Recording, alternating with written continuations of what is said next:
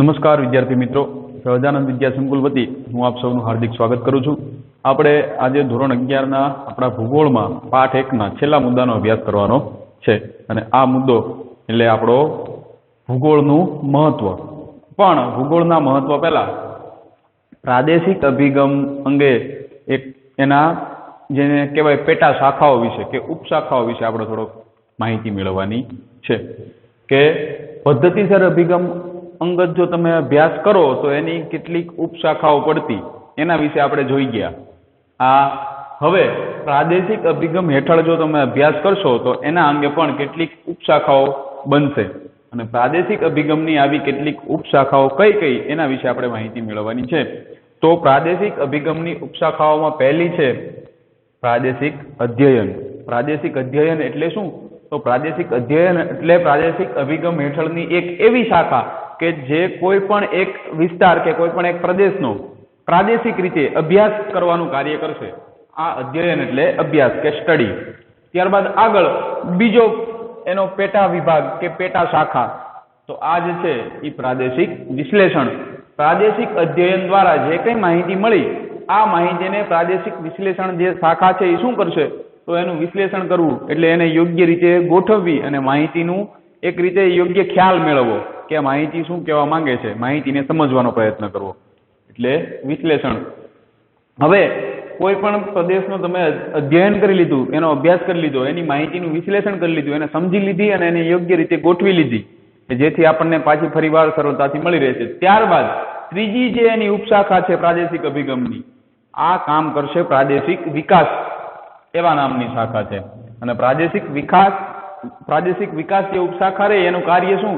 તો પ્રાદેશિક વિકાસ ઉપશાખા જે છે એ કોઈ પણ પ્રદેશની ભૌગોલિક પરિસ્થિતિનો અભ્યાસ થઈ ગયો, એની માહિતી આવી ગઈ. હવે આ માહિતીના દ્વારા એવો અંદાજ લગાવશે કે કોઈ પણ વિસ્તારની અંદર જો ભૌગોલિક બાબતોનો વિકાસ કરવો હોય, પર્યાવરણનો વિકાસ એટલે કે એની જાળવણી કરવી હોય કે વન્યજીવોને બચાવવા માટેનું કાર્ય કોઈ પણ, તો આ કઈ રીતે થઈ શકે આ બાબતનું વિચાર કરવાનું કામ કે આ બાબત અંગે અભ્યાસ કરવાનું કામ આ પ્રાદેશિક વિકાસ નામની ઉપશાખા કરે છે. અને ત્યારબાદ ચોથા નંબરની જે શાખા રહી પ્રાદેશિક આયોજન. આ પ્રાદેશિક આયોજન જે છે એ પ્રાદેશિક અધ્યયન દ્વારા મળેલી માહિતી, ત્યારબાદ પ્રાદેશિક વિશ્લેષણમાં જે માહિતીને આપણે સમજીને યોગ્ય રીતે ગોઠવી હતી, આ બધી માહિતીનો ઉપયોગ કરી પ્રાદેશિક વિકાસ એવું કહેતી હોય આ શાખા કે આ બંને માહિતી દ્વારા પ્રાદેશિક વિકાસ એવું કીધું કે કોઈ પણ એક જે ક્ષેત્ર છે કે કોઈ પ્રદેશ છે એનો વિકાસ કઈ રીતે થઈ શકે, કેવો થઈ શકે. તો હવે એના અંગેનું આયોજન કરવાનું કામ આ ચોથી શાખા કરશે. એટલે ટૂંકમાં પ્રાદેશિક અભિગમ જે છે એ કોઈ પણ એક પ્રદેશનો અભ્યાસ કરતું. અહીંયા શું હતું આ પ્રાદેશિક અભિગમની અંદર? તો પ્રાદેશિક અભિગમ દ્વારા એકમથી સમગ્ર તરફ જવાનું હતું. એટલે કોઈ પણ એક પ્રદેશનો અભ્યાસ કરવાનું ચાલુ કર્યું, પ્રદેશ વિશે સંપૂર્ણ અધ્યયન થાય, એના વિશે સંપૂર્ણ અભ્યાસ થાય. અભ્યાસ થયા પછી જે કંઈ માહિતી મળે આ માહિતીનું વિશ્લેષણ થાય, પછી વિકાસ અંગે શું શું થઈ શકે એની વિચારણા થાય અને આ પ્રદેશની અંદર વિકાસ માટેનું આયોજન થાય. આ આખી એક પ્રાદેશિક અભિગમ. હવે આ જે કંઈ પ્રાદેશિક અભિગમ છે એની અંદર પણ છેલ્લે તો જ્યારે તમે એનો પોઈન્ટ જુઓ તો કેન્દ્રમાં માનવ જ આવશે. કારણ કે માનવી પોતાના માટે થઈ અને પોતાના ઉપયોગ માટે થઈ અને કોઈ પણ પ્રદેશનો કે કોઈ પણ વિસ્તારનો જે છે એ પોતે ઉપયોગ કરતો હોય કે માહિતી એની મેળવતો હોય કે અભ્યાસ કરતો હોય, તો આ પ્રાદેશિક અભિગમ એની આવી 4 ઉપશાખાઓ હેઠળ કામ કરે. એકમાં અભ્યાસ થાય, એકમાં માહિતી મળે, એ માહિતીનું વિશ્લેષણ થાય, ત્યારબાદ વિકાસ અંગેની ચર્ચા વિચારણા થાય અને વિકાસ અંગેનું આયોજન થાય. આ વિકાસ કેવો હોય? તો પ્રકૃતિની સાથે રહી માનવીને કઈ રીતે વધુ ફાયદો મળી શકે એવા વિકાસ અંગેની ચર્ચા વિચારણા અને એવા વિકાસનું આયોજન કરવામાં આવે. તો આ આપણી પ્રાદેશિક અભિગમની 4 શાખાઓ. આના વિશે ચોપડીમાં કંઈ ડિટેલમાં આપેલું નથી એટલે આપણે ડિટેલમાં એની ક્યાંય તમને એવું નહીં પૂછે કે પ્રાદેશિક અધ્યયન શેનો અભ્યાસ કરે. આ આપણા માત્ર સમજ માટે હતું. પણ આપણને એવું પૂછશે કે પ્રાદેશિક અભિગમની મુખ્ય ઉપશાખાઓ કેટલી અને કઈ? તો મુખ્ય ઉપશાખાઓ 4 અને 4 નામ આપણે યાદ રાખવાના. 4 નામ આપણે લખવા પડશે. ત્યારબાદ આગળ હવે ભૂગોળનું મહત્વ. આ ભૂગોળ વિષયનો આપણે અભ્યાસ કરતા હોય, આટલી બધી મહેનત એની પાછળ ઘણા બધા વૈજ્ઞાનિક જેને આપણે ભૂગોળવિદો કહેતા હોય, ભૂગોળવિદો ઘણી બધી મહેનત કરી ગયા. એના પહેલાના સમયમાં પણ આપણે જોઈ ગયા કે પ્રાચીન સમયથી ભારતની અંદર ભૂગોળનો અભ્યાસ થતો આવેલો. હવે આ બધું કરવા પાછળનો હેતુ શું, એનાથી ફાયદો શું થાય? તો ભૂગોળનું મહત્વ જે છે આ મુદ્દાની અંદર આપણને ભૂગોળ વિષયના અભ્યાસથી શું શું ફાયદો થવાનો છે અથવા તો એનો શું શું આપણે ઉપયોગ કરી શકીએ એના વિશે માહિતી આપીને જો આ મુદ્દો તમે એક વખત વ્યવસ્થિત સમજી જશો તો તમને ભૂગોળ વિષયનો અભ્યાસ કરવાની પણ જિજ્ઞાસા પેદા થશે અને મનમાં એ પ્રશ્ન આપણો જે હતો કે ભૂગોળનો ઉપયોગ કેવા કેવા ક્ષેત્રમાં થઈ શકે એ પણ ક્લિયર થઈ જશે. એટલે આની અંદર આપણને એવું કીધું પહેલા મુદ્દાની અંદર ભૂગોળના મહત્વમાં કે વ્યક્તિ નિર્માણ માટે કે માનવીના સશક્તિકરણ માટે ભૂગોળ વિષયનો અભ્યાસ જે છે એ કેવો છે? અનિવાર્ય છે. વ્યક્તિ નિર્માણ કરવું એટલે શું? તો વ્યક્તિ એટલે કે માણસ તરીકે દરેકે જન્મ લીધો જ છે. દરેક વ્યક્તિ માણસ તરીકે. જો તમે માણસ તરીકે જન્મ લીધો પછી તમે તમારા વ્યક્તિત્વનું નિર્માણ ન કરી શકો, તમે તમારા વ્યક્તિત્વનો વિકાસ ન કરી શકો, તો તમારે એવું કહેવું હોય તો કહી શકાય કે આ પૃથ્વી ઉપર જે કંઈ તમે આયા નહીં આટો ફેલ ગયો. કારણ કે પૃથ્વી ઉપર જન્મ લેવાવાળા તો પ્રાણીઓ પણ ગાય ભેંસને ઘેટા બકરા ગલુડિયા કૂતરાના કેટલા બધા જન્મે, વ્યક્તિત્વનો વિકાસ કરી શકતા નથી. ભગવાને આપણને બુદ્ધિ આપી, આપણને જે કંઈ કૌશલ્યો આપ્યા એનો આપણે ઉપયોગ કરશું અને એ ઉપયોગ દ્વારા આપણે આપણા વ્યક્તિત્વનું નિર્માણ કરવાનું, એવું નિર્માણ કરવાનું વ્યક્તિત્વનું કે આપણા મૃત્યુ પછી ભવિષ્યની અંદર લોકો આપણા નામને યાદ રાખે, આપણા વ્યક્તિત્વને યાદ રાખે, એવું વ્યક્તિત્વ નિર્માણ કરવું હોય. અથવા તો આપણે એટલું બધું મહાન એ નથી બનવું પણ છતાંય તે આપણું વ્યક્તિત્વ એવું હોવું જોઈએ કે જે આપણે કંઈક જ્ઞાન તો ધરાવતા હોવા જોઈએ આજુબાજુની ચીજ વસ્તુઓનું. તો આવા વ્યક્તિત્વના વિકાસ માટે થઈ અને માનવીના સશક્તિકરણ માટે કોઈ પણ વસ્તુનું સશક્તિકરણ કરવું એટલે શું? તો આપણી પાસે જે કંઈ વસ્તુઓ ઉપલબ્ધ છે, જે કંઈ વસ્તુ ઉપલબ્ધ હોય, દાખલા તરીકે તમે અત્યારે 10મા ધોરણમાં ભણો એટલે તમારી પાસે બધા વિષયની ચોપડીઓ ઉપલબ્ધ હશે, એની નવનીત ઉપલબ્ધ હશે, એના તમે ચોપડા બનાવેલા હશે, બીજું વધારાનું તમારી પાસે મટીરિયલ હશે કે જેમાં તમે કંઈક વાંચવા માટે પ્રયત્ન કરતા હોય. હવે આ બધામાંથી તમને એમાંથી તમે શું શું મેળવી શકો એનું જ્ઞાન તમને આપવું એ સશક્તિકરણ કહેવાય. આ સરળ ભાષામાં સીધે સીધું કોઈ પણ વ્યક્તિને પોતાના ક્ષેત્રમાં આગળ વધવા માટે યોગ્ય માર્ગદર્શન આપવું એને આપણે સશક્તિકરણનો પ્રયત્ન કર્યો એવું કહી શકાય. મહિલા સશક્તિકરણ આવે, જેને આપણે બાળક કહીએ તો બાળ સશક્તિકરણ આવે, દરેક વ્યક્તિનું. એવી રીતે માનવ આપણી જે માનવ જાત છે, આ માનવ જાતનું સશક્તિકરણ કરવું હોય તો એની પાસે શું શું ઉપલબ્ધ છે, એનો ઉપયોગ કઈ રીતે કરી શકે, કેટલા સમય પ્રમાણે કેટલા માત્રામાં એનો ઉપયોગ થઈ શકે, આ બધી માહિતી એને આપવાથી ભવિષ્યની અંદર માનવી પોતાના વિકાસ માટે આ માહિતીનો ઉપયોગ કરી અને વધુ સારો વિકાસ કરી શકે એવા હેતુથી વ્યક્તિના નિર્માણ માટે અથવા તો માનવી આખું માનવ જાતના સશક્તિકરણ માટે ભૂગોળ વિષયનો અભ્યાસ અનિવાર્ય છે. હવે કઈ રીતે આને માનવીનું સશક્તિકરણનું ઉદાહરણ સમજવું હોય તો કે પેટ્રોલ ડીઝલ હાલમાં જે આપણે ઉપયોગ કરવી, આ પેટ્રોલ ડીઝલ જે છે એ ઘણા બધા જે આવા વિદ્વાનો રહ્યા ભૂગોળ વિષયનો અભ્યાસ કરતા કે ટૂંકમાં એને વૈજ્ઞાનિક કહી દો તોય ચાલે, એવા વ્યક્તિઓએ એવું કીધું કે પેટ્રોલ ડીઝલ આપણા પાસે જે ઉપલબ્ધ છે એ આવનારા 50 કે 60 વર્ષ કે 70 વર્ષ વધુમાં વધુ એટલા સમય સુધી ચાલશે. એના પછી આપણે બીજો વધારાનો ઓપ્શન ગોતવો પડશે કે જેના દ્વારા આપણે આપણા વાહન કે યંત્રો ચલાવી શકીએ. તો આ માનવ સશક્તિકરણ માટે આ ભૂગોળનું જે જ્ઞાન છે કે ભૂગોળનો અભ્યાસ એ ખૂબ જ અનિવાર્ય પેદા થયો. કઈ રીતે? કે આપણને ખબર પડી જાય કે પેટ્રોલ ડીઝલ હવે ઉપલબ્ધ થવાના નથી ભવિષ્યમાં, તો આપણે અગાઉથી કંઈક બીજો રસ્તો ગોતવાનું ચાલુ કરી દઈશું. આ જે ક્રિયા થઈ માનવ સશક્તિકરણની ક્રિયા થઈ. તો આના માટે ભૂગોળનો અભ્યાસ અનિવાર્ય છે. ત્યારબાદ આગળ કે જે આપણે આપણા આવક માટે કે માનવી પોતાના વિકાસ માટે માનવજાત આખી કંઈક ને કંઈક કામ કરતી હોય, આ કામની અંદર પૈસા કમાવા માટેનું કામ, એની અંદર ખેતી, વ્યાપાર, પરિવહન અને ઉદ્યોગો આ બધું આવી જાય. જે કંઈ આપણે વ્યવસાય કરતા હોય એ બધો લગભગ આમાંથી આવી જતો હોય.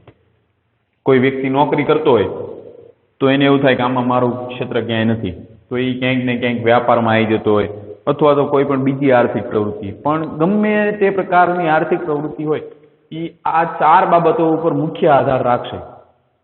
4 બાબત એટલે ખેતી, વ્યાપાર, પરિવહન અને ઉદ્યોગો. હવે આ ઉદ્યોગો કઈ જગ્યાએ સ્થાપવા, પરિવહનની જે સુવિધાઓ છે તો કઈ જગ્યાએ રોડ બનાવી સરળતાથી બનાવી શકાય, કઈ જગ્યાએ રોડ બનાવવામાં મુશ્કેલી પડશે એના વિશે માહિતી મેળવવી. વ્યાપાર કઈ જગ્યાએ સારો ચાલે, કેવા ભૌગોલિક પરિબળો એમાં આપણને ફાયદાકારક થાય, ખેતીની અંદર પણ કેવા ભૌગોલિક પરિબળો ફાયદાકારક થાય. એટલે આ બધા 4 પ્રકારના જે કંઈ આપણા ક્ષેત્રો છે એની સ્થાપના માટે અને એના વિકાસ અંગેના ખ્યાલ માટે ભૂગોળનું જ્ઞાન ખૂબ જ જરૂરી છે. ત્યાં પણ આપણને ભૂગોળનું જ્ઞાન ઉપયોગમાં આવશે. આપણને ખબર હોય કે આપણે કેવા વિસ્તારની અંદર રહીએ છીએ અથવા તો કેવા વિસ્તારમાં આપણે ઉદ્યોગ કે ધંધો કરવા માંગવી, તો એના આધારે ઉદ્યોગની સ્થાપના માટે અને એના વિકાસના ખ્યાલ માટે આપણને ખ્યાલ આવી જાય અગાઉથી કે આનો કેવો વિકાસ થઈ શકશે. આ બધા માટે ભૂગોળનું જ્ઞાન ખૂબ જ જરૂરી છે. તો તમે આજુબાજુનો નકશો જોશો, આજુબાજુનું ભૌગોલિક નિરીક્ષણ કરશો, એના દ્વારા તમને ખબર પડશે કે મારા ઉદ્યોગ માટે અહીં જરૂરી પાણી છે, જરૂરી કાચો માલ મને નજીકના વિસ્તારમાંથી મળી રહેશે. જો આવી બધી યોગ્ય આપણને બધી ઉપલબ્ધિઓ મળી રહેતી હોય તો આપણે અહીંયા એવી જગ્યાએ ઉદ્યોગની સ્થાપના કરી શકીએ અને એનો વિકાસ પણ સારો એવો થઈ શકે. તો એના માટે ભૂગોળનું જ્ઞાન ખૂબ જ મહત્વનું છે. એવી રીતે ખેતી અને વ્યાપાર માટે પણ, પરિવહન માટે રસ્તા કે રેલવે ટ્રેક એટલે કે રેલવેના પાટા બનાવવાના હોય તો રસ્તો બનાવવા માટે આપણને ખબર હોય જે રસ્તો આપણે જે દિશામાં સિલેક્ટ કર્યો કે ભાઈ આ પોઈન્ટથી અહીં સુધી રસ્તો બનાવવાનો, સીધી લીટીમાં જશે. પણ એના પહેલા આપણે સીધી લીટીમાં રસ્તો બનાવતા પહેલા થોડુંક નિરીક્ષણ કર્યું હોય, ભૌગોલિક બાબતોનું નિરીક્ષણ કરેલું હોય, ભૂગોળનું જ્ઞાન થોડુંક મેળવેલું હોય તો પરિવહન માટે જે આપણો રસ્તો બનાવતા એ રસ્તામાં જે આપણે અગાઉથી નક્કી કરેલો હતો આ જગ્યાએથી રસ્તો નીકળશે, પણ અહીંયા વચ્ચે કદાચ પર્વત આવતો હોય છે તો ત્યાં સુધી રસ્તો બનાવીને વચ્ચે પર્વત આવે એટલે આગળ પછી રસ્તો બનાવી ન શકાય, ત્યાં અટકી જવાનું થાય. પછી શું કરવું પડે? ત્યાંથી રસ્તો પાછો પર્વતને ફેરવીને લઈ જવો પડે. તો આના કારણે શું થાય? મુશ્કેલીઓ પેદા થાય, અથવા તો આપણા જે કંઈ પૈસા હતા એ બધા વ્યર્થ ખર્ચ થઈ જાય, ખોટા ફેલ જાય પૈસા. એટલે એવું ન બને, પરિવહન યોગ્ય રીતે ચાલી શકે અગાઉથી એના માટે વિચારણા કરવા માટે આ ભૂગોળનું જ્ઞાન જરૂરી છે. આપણને ખબર પડી જાય કે આગળ પર્વત છે અથવા તો આગળ મોટી જેને કહેવાય ખીણ આવે, તો એવા સમયે આપણે શું કરવું પડશે? અહીંયા પુલ બનાવવો પડશે, આટલો ખર્ચો થશે. અથવા તો પર્વત આવશે તો એને અંદરથી જેને આપણે ટનલ બનાવતા હોય, ટનલ બનાવીને રસ્તો કાઢવો પડશે. આ બધો અગાઉથી આપણને પરિચય હોય તો આપણે એનો યોગ્ય એની સ્થાપના કરી શકીએ, યોગ્ય રીતે એનો વિકાસ પણ કરી શકીએ. અને આ બધા દ્વારા છેલ્લે તો માનવીનું સશક્તિકરણ અથવા તો માનવીનો વિકાસ થઈ શકે. તો ભૂગોળનું જ્ઞાન એના માટે ખૂબ જ જરૂરી છે. ત્યારબાદ આગળ માનવીના જીવનના અલગ અલગ પાસાઓને સમજવા માટે ભૂગોળ આપણને મદદરૂપ થાય. આપણા જીવનની કેટલીક એવી બાબતો હોય, અલગ અલગ પાસાઓ એટલે અલગ અલગ બાબતો, કે આપણને ઘણી વખતે એવું થતું કે આપણે આવું કામ શું કામ કરતા હશું, પણ એવું કામ કરવા પાછળ આજુબાજુનું કંઈ પણ આપણને ભૌગોલિક કારણ અથવા તો આજુબાજુ આપણી જે કંઈ આબોહવા છે, આજુબાજુની ભૌગોલિક પરિસ્થિતિ છે એ ક્યાંક ને ક્યાંક એની પાછળ જવાબદાર હશે. આપણને એવું લાગે કે ગામડાઓની અંદર ખેતી અને પશુપાલન શું કામ વધારે થતું છે, બીજા કોઈ ઉદ્યોગ કેમ નહીં કરતા હોય, તો એના પાછળ આપણને આવા આપણા જીવનના જે પાસાઓ છે એને સમજવામાં આ આપણી જે ભૂગોળનું જ્ઞાન છે એ આપણને અહીંયા મુખ્ય પાયાના જ્ઞાન તરીકે આપણને મદદ કરશે. ત્યાં આપણને એવું જાણવા મળશે ભૂગોળ દ્વારા કે આપણી આજુબાજુ મેદાની વિસ્તાર છે, ખેતીલાયક જમીન સારી છે, એટલા માટે મોટાભાગના લોકો ખેતી કરતા હોય. આવા કોઈ પણ પાસાને સમજવા માટે ભૂગોળનું જ્ઞાન જરૂરી છે. ત્યારબાદ આગળ કે માનવ સંસ્કૃતિનો જે વિકાસ થયો, કે માનવ સંસ્કૃતિનો જે આખો અત્યાર સુધીની યાત્રા ચાલી, એના કારણે એક વારસો પેદા થયો. આ 10મા ધોરણમાં આપણે ભણી ગયા. અને માનવ સંસ્કૃતિનો જે આખો વારસો રહ્યો, આ વારસાના પૃથ્થકરણ માટે ભૂગોળનું જ્ઞાન ખૂબ જ જરૂરી છે. પૃથ્થકરણ કરવું એટલે શું? તો પૃથ્થકરણ કરવું એટલે કોઈ પણ બાબતને યોગ્ય રીતે, વ્યવસ્થિત રીતે સમજવાનો પ્રયત્ન કરવો. કોઈ પણ બાબતને સમજવી ક્રમ બાય ક્રમ, સ્ટેપ બાય સ્ટેપ, એવી ક્રિયા છે એ પૃથ્થકરણ તરીકે ઓળખાય. તો માનવ સંસ્કૃતિનો અત્યાર સુધીનો જે વારસો બન્યો એ કઈ રીતે બન્યો છે એના વિશે આપણે જો સમજવું હોય તો ભૂગોળનું જ્ઞાન આપણને ખૂબ જ ઉપયોગમાં આવે. આ 9મા ધોરણમાં આવતું કે ભૌગોલિક પરિસ્થિતિ અને આબોહવાની અસર ખોરાક અને પોશાક ઉપર પડે. આવું 9મા ધોરણમાં આપણને કીધું કે જેવી ભૌગોલિક પરિસ્થિતિ, ઠંડા વિસ્તારમાં રહેતા લોકો ગરમ કપડાં પહેરવાનું ચાલુ કરશે, ઊનવાળા ને એવા બધા. ગરમ વિસ્તારમાં રહેતા લોકો કેવા કપડાં પહેરે? સુતરાવ કાપડના અને આછા કલરવાળા અને ખુલતા, જેને શરીરથી થોડા દૂર રહે, હવાની અવર જવર સરળતાથી થઈ શકે એવા કપડાં એ લોકો પહેરતા હોય. તો આના કારણે ઠંડીવાળા વિસ્તારમાં જે રહેતા લોકો હતા એને ગરમ કપડાં પહેરવાનું ચાલુ કર્યું. એનો ખોરાક એવો હોય કે જેમાંથી વધારે ચરબી મળે. આ બધા દ્વારા એમની એક વિશેષ સંસ્કૃતિ પેદા થઈ. હવે આપણને અત્યારે એવો પ્રશ્ન થાય, કાશ્મીરમાં રહેતા લોકો આવા મકાનમાં શું કામ રહેતા હોય છે, આવા કપડાં શું કામ પહેરતા હોય છે, આવો વિશેષ પ્રકારનો ખોરાક શું કામ ખાતા હોય છે? તો એના પાછળ આપણે ભૂગોળનું જ્ઞાન મેળવવું જરૂરી છે. ભૂગોળના જ્ઞાન દ્વારા આપણને ખબર પડશે કે આ વિસ્તારની આબોહવા ઠંડી છે, અહીંયા ઠંડીનું પ્રમાણ વધારે હોય અને ઠંડી સામે રક્ષણ મેળવવા માટે આમને આવી અલગ અલગ પોતાની સંસ્કૃતિનો વિકાસ કર્યો હોય છે. તો આ માનવ સંસ્કૃતિના પૃથ્થકરણ માટે પણ આ રીતે ભૌગોલિક જ્ઞાન આપણને પાયાના જ્ઞાન તરીકે મદદ કરશે. ત્યારબાદ આગળ કે કોઈ પણ પ્રકારની ઐતિહાસિક ઘટનાઓને જો તમારે સમજવી હોય તો આવી ઐતિહાસિક ઘટનાઓને સમજવામાં પણ આ ભૂગોળનું જ્ઞાન આપણને ખૂબ જ મહત્વનું સાબિત થાય કે ખૂબ જ મહત્વની ભૂમિકા ભજવે. કઈ રીતે? તો ઇતિહાસની અંદર બનેલી કોઈ પણ પ્રકારની ઘટના છે એની પાછળ ક્યાંક ને ક્યાંક કોઈક ને કોઈક ભૌગોલિક પરિબળ જવાબદાર હશે અથવા તો ભૌગોલિક પરિસ્થિતિ જવાબદાર હશે અને આના કારણે જ આ આવી ઐતિહાસિક ઘટનાઓ બનેલી હોય. દાખલા તરીકે જેને આપણે માનવીના વિકાસના પાયાની જે શરૂઆત થઈ ત્યારથી ચાલુ કરવી ને, તો માનવી જ્યારથી આગની શોધ કરી ત્યારથી એના આખું જે કંઈ આખી એનું જીવન છે એ પરિવર્તન થઈ ગયું. ખોરાકમાં પરિવર્તન આવી ગયું. ધીરે ધીરે ખેતીની શોધ થઈ. ખેતીની શોધ બાદ ગામડાઓની શરૂઆત થઈ. ગામડાઓ બનવાના ચાલુ થયા. ખેતીની શોધ થતા વ્યક્તિ એક જગ્યાએ રહેવાનું પસંદ કરવા લાગ્યો. ત્યાં એ પહેલાના સમયમાં કેવું જીવન જીવતો? ભટકતું. પછી એક વ્યક્તિ રહેવા લાગ્યો, એની બાજુમાં બીજો વ્યક્તિ રહેવા લાગ્યો. એવી રીતે ધીરે ધીરે થોડા થોડા પરિવારો મળતા ગયા અને ગામડાઓ બનતા ગયા. હવે આ જે યાત્રા ચાલી એની દરમિયાન હાલ સુધીના સમયગાળામાં કોઈ પણ પ્રકારની ભૌગોલિક ઘટના ઐતિહાસિક ઘટના બની છે તો એની પાછળ કોઈક ને કોઈક ભૌગોલિક પરિસ્થિતિ જવાબદાર હશે. તો એને સમજવામાં પણ આ ભૂગોળનું જ્ઞાન છે એ આપણને મહત્વની માહિતી આપી શકે અને આપણે એના દ્વારા સમજી શકીએ.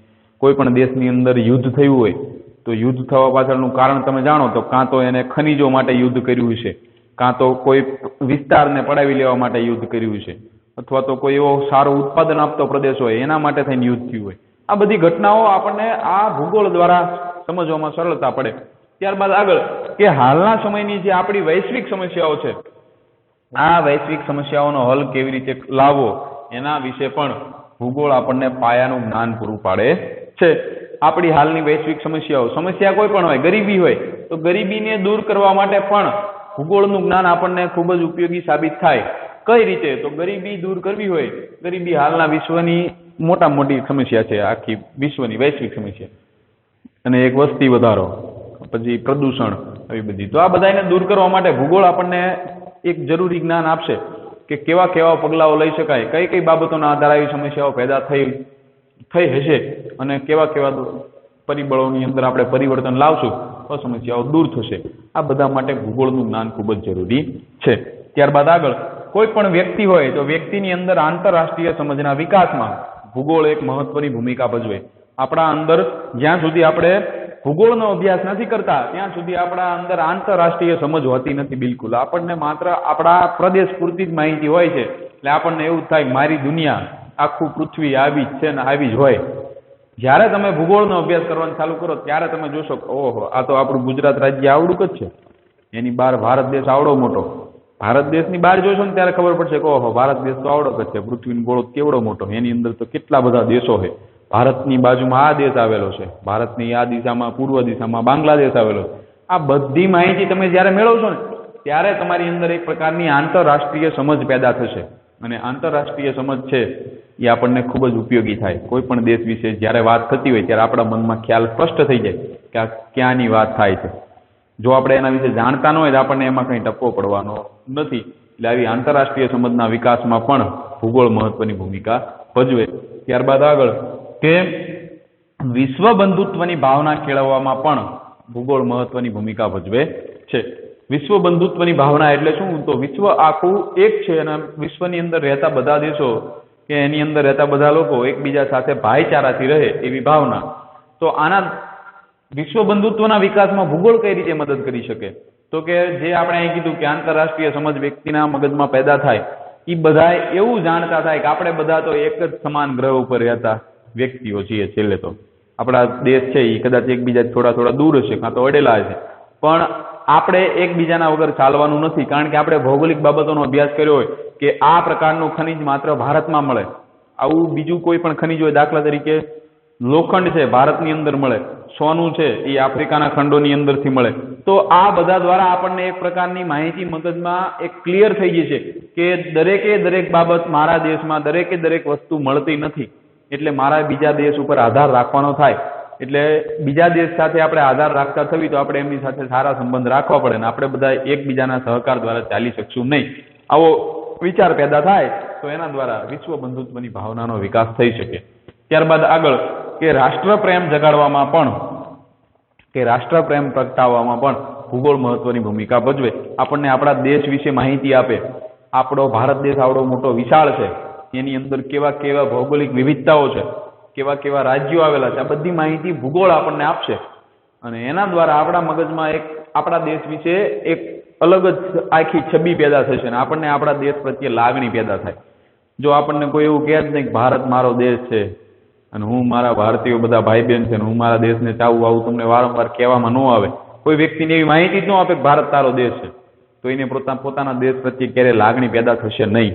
આપણે જો કોઈ વ્યક્તિને જાણતા હોય, કોઈ બાબતને જાણતા હોય, તો જ એના વિશે કે તો જ એ બાબત વિશે આપણા મનમાં થોડી લાગણી હોય. એટલે આપણે બધા આવા રાષ્ટ્રપ્રેમ દ્વારા જોડાયેલા, એના પાછળ આપણે ક્યાંક ને ક્યાંક ભૂગોળને પણ એક એની મહત્વની ભૂમિકા એની અંદર કહી શકાય, એને પણ આપણે આભાર માનવો પડે. ત્યારબાદ આગળ, અને રાષ્ટ્રીય ગુણોના વિકાસ માટે તેમજ આવા અન્ય મૂલ્યોના વિકાસ માટે ભૂગોળ એક મહત્વની ભૂમિકા ભજવે છે. વ્યક્તિની અંદર રાષ્ટ્રપ્રેમ જાગે કઈ રીતે? તો આપણે જોઈ ગયા કે એને પોતાના દેશ વિશે યોગ્ય માહિતી આપવામાં આવે, જેના દ્વારા એ પોતાના દેશ પ્રત્યે એક પ્રકારની લાગણીથી જોડાયેલો બને.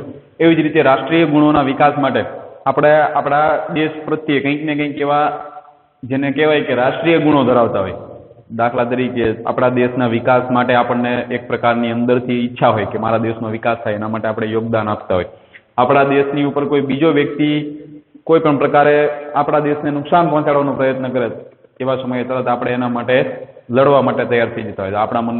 આપણા મગજની કે મનની અંદર રહેલો રાષ્ટ્રપ્રેમ, દેશ માટેની એક પ્રકારની દેશદાજ, આપણા દેશનું સારું કરવાની ઈચ્છા, આવા બધા અલગ અલગ પ્રકારના રાષ્ટ્રીય ગુણો છે, એના વિકાસ માટે પણ આ ભૂગોળ મહત્વની ભૂમિકા ભજવે. એની સાથે સાથે કેટલાક અન્ય મૂલ્યોના વિકાસ માટે પણ ભૂગોળ એક મહત્વની ભૂમિકા ભજવે. દાખલા તરીકે આપણે ભૂગોળનો માહિતી દ્વારા આપણી પૃથ્વી વિશેનો આપણો આખો ખ્યાલ સ્પષ્ટ થઈ જશે. આપણને એવું એક માહિતી મળે કે સૂર્યમંડળમાં બીજે ક્યાંય આવા પ્રાણીઓ નથી આપણી જેવા સજીવો, તો પૃથ્વી કેટલી મહત્વની છે, પૃથ્વીનું આપણી પાસે જે કંઈ ઉપલબ્ધ વસ્તુઓ છે એનો ઉપયોગ કઈ રીતે કરવો, આવા બધા અલગ અલગ પ્રકારની કેટલી બધી આપણા અંદરમાં એક સમજ પેદા થશે. અને આવા અલગ અલગ મૂલ્યોનો વિકાસ થાય એના માટે ભૂગોળનું જ્ઞાન મહત્વનું છે. ત્યારબાદ આગળ કે રાષ્ટ્રીય અને આંતરરાષ્ટ્રીય સમસ્યાઓ જે છે એના ઉકેલમાં ભૂગોળ અનિવાર્ય ભૂમિકા ભજવે છે. જો તમારા સમક્ષ કોઈ પણ એવી રાષ્ટ્રીય કે આંતરરાષ્ટ્રીય સમસ્યા આવે અને તમારે એને સમજવી હોય, તો સમજવા માટે પહેલા ભૂગોળનું જ્ઞાન તમારી પાસે ઉપલબ્ધ હોવું જોઈએ કે ભારત દેશની અંદર કેવી કેવી સમસ્યાઓ પેદા થઈ. કોઈ પણ સમસ્યા છે આપણી માનવીય સમસ્યા, એની પાછળ ક્યાંક ને ક્યાંક કોક ને કોક ભૌગોલિક પરિસ્થિતિ કે ભૌગોલિક પરિબળ જવાબદાર હોય, તો તમે એને પહેલા સમજી શકો અને પછી ત્યારબાદ એનો કઈ રીતે ઉકેલ લાવવો, એના માટે આ ભૂગોળ છે એ અનિવાર્ય ભૂમિકા ભજવે. એ આપણને યોગ્ય જ્ઞાન આપશે, યોગ્ય માહિતી આપશે કે આ સમસ્યાનો ઉકેલ કઈ રીતે થઈ શકે. રાષ્ટ્રીય સમસ્યા હોય ગરીબીની, તો ગરીબીને દૂર કરવા ભૌગોલિક પરિબળોનો કેવો ઉપયોગ કરવો, ખેતી કઈ રીતે વધુ સારી બનાવવી, વધુ વ્યક્તિઓને કઈ રીતે રોજગારી આપવી, કેવા કેવા અલગ અલગ ઉદ્યોગો ચલાવી શકાય, બધી માહિતી ભૂગોળમાંથી મળી શકશે. એટલે આ સમસ્યાઓના ઉકેલ માટે પણ ભૂગોળ અનિવાર્ય છે. ત્યારબાદ આગળ કે દરેક કોઈ પણ પ્રકારનો વિષય હોય તો દરેક વિષયના અધ્યયન પાછળ કેટલાક લક્ષ્યો અને ઉદ્દેશ્યો હોય. દરેક વિષયને એનું અધ્યયન એટલે કે અભ્યાસ થતો હોય કોઈ પણ વિષયનો, એની અભ્યાસ કરવા પાછળ કંઈક ને કંઈક એના લક્ષ્ય ધ્યાનમાં રાખેલા હોય અને કેટલાક ઉદ્દેશ્યો હોય. વિજ્ઞાન છે એ અભ્યાસ કરતું હોય તો એ શું કામ અભ્યાસ કરતું હોય? કોઈ પણ જે ઘટના બને કે કોઈ પણ પદાર્થ હોય તો એની આખી એના પાછળનું વૈજ્ઞાનિક કારણ સમજવા માટે અને એક વ્યવસ્થિત રીતે આપણે એને આપણા જીવનમાં ઉપયોગ કરી શકીએ એટલા માટે થઈને વિજ્ઞાન કામ કરે. ગુજરાતી ભાષા જે છે એ અભ્યાસ કરતી હોય પોતે એક ભાષા તરીકે, તો ભાષા તરીકે અભ્યાસ કરવા પાછળ એના લક્ષ્ય અને ઉદ્દેશ્યમાં શું હોય કે ગુજરાતી ભાષા વધુ શુદ્ધ બને, ગુજરાતી ભાષાનો વારસો જળવાઈ રહે, ગુજરાતી ભાષાની અંદર જે કંઈ ભાષાની શુદ્ધિઓ છે એ ભાષા શુદ્ધિ થાય, ખરાબ જે આપણે જેને અભ્રંશ થયેલા શબ્દો છે, અભ્રંશ થયેલા શબ્દો કઈ રીતે આવ્યા, આવી બધી અલગ અલગ કેટલી બધી બાબતોનો અભ્યાસ થતો હોય ને એવા ઉદ્દેશ્યો અને લક્ષ્યો સાથે ચાલતો હોય દરેક વિષય. એવી જ રીતે ભૂગોળને પણ કેટલાક ઉદ્દેશ્ય અને લક્ષ્યો હોય કે જેવા કે દાખલા તરીકે પૃથ્વીનો અભ્યાસ કરવો, આવું એક એનું લક્ષ્ય હોય કે ઉદ્દેશ્ય હોય. કોઈ પણ રાષ્ટ્ર વિશે માહિતી આપવી, કોઈ પણ ભૌગોલિક પરિસ્થિતિ સમજાવવી, આવા અલગ અલગ ઉદ્દેશ્યો અને લક્ષ્યો સાથે દરેક વિષય પોતાની રીતે કાર્ય કરતો હોય. અને આગળ ભૂગોળ જે છે એ એક ગદ્યાત્મક વિષય છે. આ પ્રશ્ન પૂછાય છે, નાનો એવો જ પ્રશ્ન કે ભૂગોળ ખાલી જગ્યા વિષય છે. નીચે આપણને આપ્યું હોય પ્રયોગાત્મક, ગદ્યાત્મક, પછી વૈજ્ઞાનિક, એવા અલગ અલગ કોઈ પણ આપે. આપણને તો આપણે માત્ર એટલું જ યાદ રાખવાનું કે ભૂગોળ કેવો વિષય છે? ગત્યાત્મક. ગત્યાત્મક શબ્દનો મતલબ શું થાય? તો ગત્યાત્મક વિષય એટલે એવો વિષય કે જે સતત પ્રગતિ કરતો હોય, જેના વિષય વસ્તુમાં સતત વધારો થતો રહેતો હોય, અથવા તો એનું વિષય વસ્તુ સતત વિકસતું રહેતું હોય, એવો વિષય, એવો કોઈ પણ વિષય હોય તો ગત્યાત્મક વિષય કહેવાય. અને ભૂગોળ છે એ એક આવો વિષય ગત્યાત્મક કે જેના વિષય વસ્તુમાં સતત વધારો થતો રહે, અને આ એના વિષય વસ્તુમાં જે વધારો થાય કે એનો વિકાસ થાય, આ વૈજ્ઞાનિક આધારે થાય છે. કોઈ ખોટી માહિતી એની અંદર આપવામાં આવતી નથી.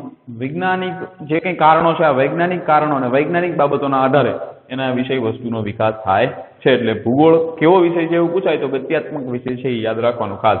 ત્યારબાદ આગળ કે ભૂગોળના અભ્યાસ દ્વારા વ્યક્તિની અંદર કેટલીક ક્ષમતાઓ અને કૌશલ્યોનો વિકાસ થાય છે. ભૂગોળ આપણને કેટલીક આપણા જે માનસિક આપણી ક્ષમતાઓ રહી એનો વિકાસ કરી આપે, અને એની સાથે સાથે આપણી અંદર કેટલાક કૌશલ્યોનો પણ વિકાસ થાય. કેવા કેવા કૌશલ્યો? તો પ્રવાસ, પ્રદર્શન અને વાર્તાલાપો સરળતાથી સમજી શકાય. તમે કોઈ પણ પ્રવાસની અંદર જાઓ, પ્રવાસમાં તમે પોતે ગયા હોય, અથવા તો કોઈ વ્યક્તિને પ્રવાસનું વર્ણન કરતો તમે જો એનું વર્ણન આખું સાંભળશો તો પ્રવાસ વર્ણનને સમજવામાં, અથવા તો પ્રવાસના સમયે જે સ્થળને તમે જોવો છો એને સમજવા માટે ભૂગોળ તમને ખૂબ જ મહત્વની ભૂમિકા ભજવે, અથવા તો ભૂગોળના દ્વારા તમારા એક માનસિક એવા કૌશલ્યનો વિકાસ થશે કે જેના દ્વારા તમે પ્રવાસ વર્ણનો કે પ્રવાસના સ્થળને વધુ સારી રીતે સમજી શકો. એવી જ રીતે કોઈ પણ પ્રદર્શન હોય, કોઈ પણ દેશની સંસ્કૃતિ દર્શાવવામાં આવી હોય કે કોઈ પણ પ્રકારનું પ્રદર્શન, તો એ પ્રદર્શનના સમજવા અંગેનું જે કૌશલ્ય છે એના વિકાસમાં પણ ભૂગોળ આપણને માહિતી આપે. આપણને પહેલેથી ખબર હોય કે ભારતની પરિસ્થિતિ કેવી, ઉત્તર ભારતની સંસ્કૃતિ કેવી, ત્યાંના લોકોનો ખોરાક, પોશાક, આ બધું આપણને પહેલેથી ખબર હતી, અને પછી જો તમને પ્રદર્શન દેખાડવામાં આવે ઉત્તર ભારતના લોકોનું તો તમે એને સરળતાથી સમજી શકો, તમને તરત ખબર પડી જાય કે આ ક્યાંની માહિતી આપી રહ્યું છે આપણને. એવી જ રીતે કોઈ વાર્તાલાપ કરતા હોય, ચર્ચાઓ થતી હોય, કે કોઈ પણ દેશ વિશેની વાત થતી હોય, કે કોઈ પણ પ્રદેશની ચર્ચા વિચારણા થતી હોય, તો એને સમજવા માટે પણ ભૂગોળનું જ્ઞાન ખૂબ જ જરૂરી છે. જો તમારા પાસે એવું જ્ઞાન નહીં હોય ને તો તમારા પાસે એ સમજવા માટેનો કોઈ ઓપ્શન નથી, બધું બાઉન્સર જ જશે. એટલે એવા સમયે આપણને આવા કૌશલ્યોના વિકાસમાં ભૂગોળ મદદ કરશે. ત્યારબાદ આગળ કે પત્ર મૈત્રી બાંધવાની જે સૂઝ છે એ ભૂગોળ દ્વારા કેળવાય છે. પત્ર મૈત્રી એટલે શું? તો તમારાથી દૂર રહેતો કોઈ પરિચિત વ્યક્તિ હોય તો એના સુધી માહિતી કઈ રીતે મોકલવી, કઈ રીતે આપણે એના કોન્ટેક્ટમાં રહી શકીએ, આવી એક પ્રકારની પત્ર મૈત્રીના વિકાસની આપણી અંદરની જે સૂઝ રહી એ ભૂગોળના જ્ઞાન દ્વારા પેદા થાય. આપણને આખી માહિતી એના વિસ્તાર વિશે અને આપણા વિસ્તાર વિશે માહિતી હોય. આપણે અહીંયા રહેતા હોય, અમેરિકામાં કોઈ આપણો મિત્ર રહેતો હોય, આપણે એને કઈ રીતે પત્ર લખી શકીએ, પત્ર આપણો પહોંચે કે ન પહોંચે એની પણ આપણને ખબર હોવી જોઈએ.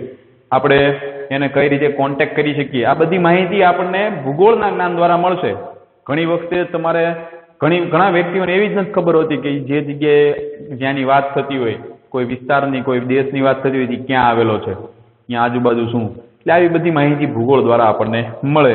ત્યારબાદ નકશા વાંચનની જે આપણું કૌશલ્ય છે, નકશા વાંચનનું, આનો વિકાસ ભૂગોળના અભ્યાસ દ્વારા જ થઈ શકે. નકશાની અંદર અલગ અલગ માહિતી આપેલી હોય, નીચે ચોરસ ખાનાની અંદર અલગ અલગ સંજ્ઞાઓ દ્વારા દર્શાવેલું હોય કે આ સંજ્ઞાનો મતલબ આ, તો એના ઉપયોગ દ્વારા નકશાની માહિતીનું વાંચન કેવી રીતે કરવું એ ભૂગોળના અભ્યાસ દ્વારા જ શીખી શકાય. આ વિશેષ કૌશલ્ય આપણને મળે. ત્યારબાદ તમે નકશા પૂર્તિ પણ ભૂગોળના અભ્યાસ દ્વારા કરી શકો. કે નકશાની અંદર તમને એવું કીધું હોય કે આ નીચેની માહિતી છે એ નકશાની અંદર દર્શાવો, તો એના માટે આપણે પહેલા નકશાને સમજવો પડે કે કયા દેશનો નકશો છે, આપણને ક્યાં દર્શાવવાનું કીધું, આ સ્થળ નકશામાં ક્યાં આવ્યું છે, આવી બધી આપણે સમજેલા આવીશું તો નકશા પૂર્તિનું કાર્ય સરળતાથી થઈ શકે. તો આ કૌશલ્ય, નકશા પૂર્તિનું કૌશલ્ય શેના દ્વારા વિકસે? ભૂગોળના અભ્યાસ દ્વારા. તમે 10મા ધોરણમાં હતા, નકશાની અંદરની માહિતી પૂરવા નથી, ત્યારે મેં તમને પહેલા એવું કીધું કે તમે રાજ્યના નામ પાકા કરો. આ રાજ્યના નામ મેં તમને શું કામ પાકા કરાયા હતા? કે તમને આખા દેશની ભૌગોલિક આખી જે કંઈ દરેક રાજ્યનું સ્થાન છે એના વિશે પહેલા ખબર પડી જાય, આખા દેશના નકશાને તમે ઓળખતા થઈ જાઓ. પછી તમને એવું કે રાજસ્થાનમાં આ માહિતી દર્શાવો તો તમે સરળતાથી દર્શાવી શકો. એટલે આ કૌશલ્યનો વિકાસ, નકશા પૂર્તિ, નકશા વાંચન, આ બધું ભૂગોળના અભ્યાસ દ્વારા થઈ શકે. ત્યારબાદ વરસાદનું માપન કેવી રીતે કરવું, તાપમાનનું માપન કેવી રીતે કરવું, આ બધી જે આપણું કૌશલ્ય છે એનો વિકાસ પણ ભૂગોળ દ્વારા થાય. ભૂગોળ આપણને શીખવાડશે કે વરસાદનું માપન કઈ રીતે થાય. આપણને ઘણી વખતે કહેતા 2 ઇંચ વરસાદ પડ્યો, 3 ઇંચ વરસાદ પડ્યો, આ કઈ રીતે માપતા હશે? તો વરસાદ જ્યારે પડે ત્યારે આપણને એમ થાય કે તો ઘણું બધું પાણી પડ્યું, ખાડો અહીંયા તો ફૂટ પાણી ભરાઈ ગયું. એમાં કહેતા હતા કે 2 ઇંચ જ વરસાદ પડ્યો. પણ એ માપવા માટેનું સાધન હોય, એની અંદર 1 ઇંચ કે 1 સેન્ટીમીટર જે પ્રમાણે એને માપવાનું હોય, સેમીમાં માપવાનું હોય કે 1 ઇંચમાં માપવાનું. ઇંચ વરસાદ માપવાનો હોય તો જે એનું પાત્ર છે એની અંદર અમુક એની જે પહોળાઈ છે એ નક્કી હોય કે આટલા સેન્ટીમીટર પહોળું પાત્ર હોય કે એની અંદર મોટા ભાગે 1 અથવા 2 ટીપા વરસાદના પડે. એવા પાત્રને વરસાદમાં ખુલ્લા મૂકી દેવામાં આવે, વરસાદના એક ટીપું પડતું જાય અને એની સાઈડમાં કાચનું પાત્ર હોય એટલે સાઈડમાં ઓલો જે સેન્ટીમીટર ને ઇંચ બે દર્શાવેલા હોય, જેટલું પાણી ભરાય એટલા સેન્ટીમીટર કે એટલો ઇંચ વરસાદ થયો, આવી રીતે એને માપી શકાય. તાપમાનને પણ માપવા માટે સેલ્સિયસ અને ફેરનહાઇટનો ઉપયોગ થાય. આ બધી માહિતી, આ બધું કૌશલ્ય આપણામાં ભૂગોળના અભ્યાસ દ્વારા જ આવે કે કઈ રીતે તાપમાન માપવામાં આવે. તાપમાન માપ્યા પછી સેલ્સિયસમાં લખ્યું હોય તો માત્ર ઉપર અંશની નિશાની કરવી, સી કર્યો એટલે આપણે એને સમજી શકીએ કે આ શેની સંજ્ઞા. એટલે આ બધી કૌશલ્ય આપણામાં ભૂગોળના અભ્યાસ દ્વારા આવશે. ત્યારબાદ ભૂકંપની તીવ્રતા કઈ રીતે માપવી, ભૂકંપની તીવ્રતા માપવા માટેની આખી પદ્ધતિ આ ભૂગોળના અભ્યાસ દ્વારા આપણે શીખી શકીએ અને આ કૌશલ્યનો વિકાસ ભૂગોળના અભ્યાસ દ્વારા થઈ શકે. એક ભૂગોળના જે આ ભૂકંપની તીવ્રતા માપવા માટેનું મશીન હોય એની અંદર એક બાજુની જે ભાગ છે એની અંદર એવી લાકડી જેવી સ્ટીક જેવી લગાડેલું હોય, એની સાથે એક પેન જેવી ઓલી હોય, નીચે કાગળ મૂકેલો હોય એની યારે અડેલું હોય, એવી એક રચના હોય. અને જ્યારે વાઇબ્રેશન થાય ત્યારે નીચેની જે કાગળ છે એ મોટા ભાગે સ્થિર રહે, પણ ઉપરની જે પેન છે એ સતત ઓલી જે સ્ટીક રહી એટલી બધી મજબૂત નથી હોતી એટલે પેન્સિલ હલવા માંડે. એટલે ભૂકંપના દ્વારા જે વાઇબ્રેશન પેદા થયું એના કારણે કાગળ ઉપર આવી રેખાઓ બને અને આના દ્વારા ભૂકંપની તીવ્રતા માપી શકાય. આ બધી આપણને આવા કૌશલ્યો ભૌગોલિક અભ્યાસ દ્વારા કે ભૂગોળના અભ્યાસ દ્વારા જ મળશે. ત્યારબાદ હવાનું દબાણ માપવાની આખી એક પદ્ધતિ કે હવાનું દબાણ માપવાની ક્ષમતા કે કૌશલ્ય, એનો વિકાસ પણ આ ભૂગોળના અભ્યાસ દ્વારા થઈ શકે. એટલે આવી અલગ અલગ પ્રકારની ક્ષમતાઓનો વિકાસ ભૂગોળના અભ્યાસ દ્વારા કોઈ પણ વ્યક્તિની અંદર લાવી શકાય અને અલગ અલગ પ્રકારની ક્ષમતાઓના વિકાસ દ્વારા વ્યક્તિ પોતાને અને આજુબાજુના વ્યક્તિઓને વધુ મદદરૂપ થઈ શકે. ત્યારબાદ પ્રાકૃતિક જે કંઈ સંસાધનો છે, આ પ્રાકૃતિક સંસાધનો અંગે આપણે અંદર સ્વસ્થ દ્રષ્ટિકોણ ઉત્પન્ન થાય છે. તેના દ્વારા ભૂગોળના અભ્યાસ દ્વારા આપણી આજુબાજુના જે કંઈ પ્રાકૃતિક સંસાધનો હતા એના વિશે આપણા મનમાં એક સ્વસ્થ દ્રષ્ટિકોણ પેદા થયો. સ્વસ્થ દ્રષ્ટિકોણ એટલે કેવો કે એક સારો અને જેની ઉપયોગ દ્વારા આપણે પ્રકૃતિને નુકસાન ન પહોંચાડી શકીએ એવો, પ્રકૃતિની એક પ્રાકૃતિક સંસાધનો અંગે એક સ્વસ્થ હેલ્ધી એવો દ્રષ્ટિકોણ આપણા મનમાં પેદા થશે. અને એની સાથે સાથે પ્રકૃતિના જે કંઈ સંસાધનો છે એનો વિવેકપૂર્ણ રીતે ઉપયોગ કઈ રીતે કરવો, આ વિવેકપૂર્ણ ઉપયોગ કરવાની સૂઝ પણ આ ભૂગોળના અભ્યાસ દ્વારા આપણને મળે. કે પેટ્રોલ ડીઝલની મેં હમણાં ઉદાહરણ આપ્યું કે આ થોડાક સમયમાં ખૂટી રહેશે તો એનો હવે ઉપયોગ કઈ રીતે કરવો, આવી બધી માહિતી, આવી બધી આપણા અંદરની સૂઝ આ ભૂગોળના અભ્યાસ દ્વારા વિકસી શકે. ત્યારબાદ આગળ કે ભૂગોળ જે છે આ ભૂગોળ વિશે આપણને મૃદાવરણ, વાતાવરણ અને જલાવરણ અંગેની વિશેષતાઓ અને વિવિધતાઓની માહિતી આપે છે. ભૂગોળ મુખ્ય કાર્ય શું કરે તો આપણને આજુબાજુની માહિતી, જે કંઈ આજુબાજુના પરિબળો છે બધાની માહિતી આપે. એની અંદર મૃદાવરણ એટલે કે ઘનાવરણ, જે જમીન માટી, વાતાવરણ અને જલાવરણ, આ બધાની માહિતી આપણને આપશે. એની વિશેષતાઓ પણ જણાવશે અને એની વિવિધતાઓ પણ આપણને જણાવશે કે મૃદાવરણની અંદર ભારતની અંદર કેટલી કેટલી વિવિધતાઓ છે. આ બધી માહિતી કોણે આપણને આપી? ભૂગોળે આપી. તો આનો ઉપયોગ પાછો આપણે બીજા આપણને ઉપર જે કંઈ અભ્યાસ આપ્યા, બીજા કોઈ પણ પ્રકારના અભ્યાસ કરવાના હોય તેની અંદર એ માહિતીનો આપણે ઉપયોગ કરી શકીએ. ત્યારબાદ આગળ કે ભૂગોળના વિવિધ પ્રકારના નકશાઓ જે છે અથવા તો પૃથ્વીનો જે ગોળો આપણને આપેલો હોય આના દ્વારા પ્રાકૃતિક કે ભૌગોલિક ભૌતિક તત્વો જે કંઈ આપણી આજુબાજુ હતા, પ્રાકૃતિક કે ભૌતિક તત્વો કે ભૌગોલિક પરિબળો કે જેને આપણે કોઈ પણ રીતે મૂળ ટૂંકમાં આપણી આજુબાજુ રહેલી કુદરતી વસ્તુઓ જેને આપણે જોઈ શકતા હોય કે ન જોઈ શકતા હોય, હવા હોય, પર્વત હોય, પથ્થર હોય, માટી હોય, વૃક્ષ હોય, કોઈ પણ હોય, આ અલગ અલગ પ્રકારના નકશાઓ, પૃથ્વીનો ગોળો કે આપણી આજુબાજુ રહેલા આવા ભૌતિક તત્વો, આ બધાનું નિરીક્ષણ કરવાની કલા છે એનો વિકાસ ભૂગોળના અભ્યાસ દ્વારા થઈ શકે. આપણે એક વખત ભૂગોળનો અભ્યાસ કરતા થશું, આપણે કોઈ જમીનના પ્રકાર વિશે માહિતી મેળવી, આપણે વૃક્ષોના પ્રકાર વિશે માહિતી મેળવી, પછી ફરીવાર જ્યારે તમે આપણી આજુબાજુના વિસ્તારમાં જમીન જોશો ને તો તમને તરત મનમાં એક એવો પ્રશ્ન પેદા થશે કે હું જે કંઈ જમીનના પ્રકારો ભણી ગયો એમાંથી આ જમીનનો પ્રકાર કયો, પછી આપણે એનું નિરીક્ષણ કરશું. એના લક્ષણો જોઈશું, પછી આપણને ખબર પડે કે આપણે કાળી માટી વિશે ભણ્યા હતા. તો એ બી માટી અહીંયા છે, તો આ કાળી માટી કહેવાય, થોડાક જમીન કાળી જમીન કહેવાય. વૃક્ષના પ્રકાર વિશે પણ એવી રીતે. એટલે આવી નિરીક્ષણ કરવાની કલાનો વિકાસ આપણને આ ભૂગોળના જ્ઞાન દ્વારા આપણો નિરીક્ષણની કલાનો વિકાસ થઈ શકે. ત્યારબાદ આગળ કે ભૌગોલિક ઘટનાઓ પાછળના કાર્યકારણ સંબંધને સમજવા માટે અથવા તો કાર્યકારણ સંબંધ કેળવવાની આપણી માનસિક ક્ષમતા આ ભૂગોળના અભ્યાસ દ્વારા કેળવાય છે. આપણા મનની અંદર કોઈ પણ પ્રકારની ભૌગોલિક ઘટના બને તો એની પાછળ કાર્યકારણ સંબંધ કેળવવાની આખી માનસિક ક્ષમતા રહી ને એ હોવી ખૂબ જ જરૂરી છે. દાખલા તરીકે આ કાર્યકારણ સંબંધ આપણે અગાઉ ભણી ગયા. ભૂકંપ થાય તો ભૂકંપ થવા પાછળ કેટલાક કાર્યકારણના સંબંધો દ્વારા કેટલાક પરિબળો જોડાયેલા હોય છે. કઈ ઘટના શેના દ્વારા બની એ આપણે જાણતા હોય તો આપણે આજુબાજુથી ફેલાતી અફવા, જે ખોટી અફવાઓ છે એના ઓલામાં આવી જઈશું નહીં ને આપણને નુકસાન થતું આપણે બચાવી શકીએ. બીજાને પણ જણાવી શકીએ કે તમે ખોટા ડરશો નહીં, ખોટી અફવામાં આવશો નહીં. એ ક્યારે થઈ શકે કે આવું કાર્યકારણ સંબંધ આપણે સમજેલા હોય. એવી માનસિક ક્ષમતાનો જો વિકાસ કરવો હોય તો એના માટે પણ કોણ જવાબ જરૂરી છે? ભૂગોળનું જ્ઞાન કે ભૂગોળનો અભ્યાસ જરૂરી છે.